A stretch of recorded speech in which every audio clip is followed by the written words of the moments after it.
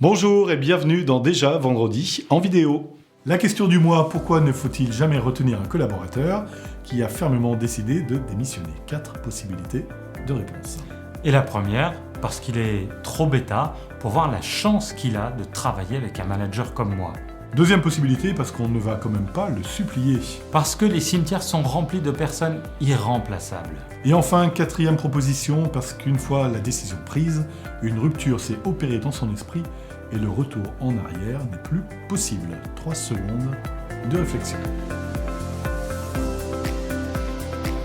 Même s'il est vrai que les cimetières sont remplis de gens irremplaçables, la bonne réponse à cette question était plutôt la quatrième proposition. Oui, et alors, soyons extrêmement clairs, on ne parle pas des collaborateurs qui de temps en temps viennent vous voir en disant « je me demande si éventuellement je ne vais pas démissionner ». On ressent bien ici plutôt un signe de démotivation et le besoin d'être un petit peu rassuré. On parle bien des collaborateurs qui ont fermement acté leur démission. Et dans ce cas-là, il pourrait être très tentant de vouloir retenir le collaborateur. Le manager est conscient qu'en laissant partir un manager, surtout s'il n'avait pas anticipé ce départ, il va avoir un trou d'air qui peut être difficile à gérer avec l'équipe. Il peut même être tenté d'ailleurs d'utiliser quelques moyens pour tenter de le retenir, comme lui remplacer sa voiture de fonction, lui octroyer une prime ou d'autres choses du même type. Mais je crois que c'est vraiment pas une bonne idée.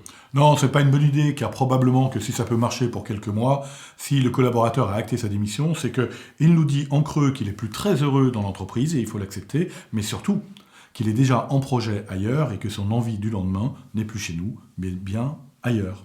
La démission d'un collaborateur, surtout si elle nous a surpris, est l'occasion, sans culpabiliser, de se remettre un petit peu en question et de se poser la question de savoir si ce départ n'a pas été aussi un peu provoqué par la qualité du management dans l'entreprise. Le but n'est pas de se culpabiliser, mais au contraire de regarder l'avenir et de voir les choses qui pourraient être améliorées sur le sujet. Et vous, qu'en pensez-vous?